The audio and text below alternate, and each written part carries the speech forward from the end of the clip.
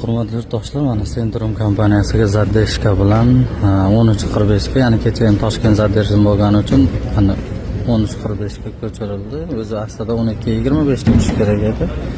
Mana xudo xolasa registratsiyamiz boshlangan. Urganchlarga joy ham to'lgan paytda. Arqa tomonda esa Sankt-Peterburg, Samarqand yo'nalishi bo'yicha aviaqatnovlarimiz ketyapti. Hozir Toshkentga reysimiz boshlanadi.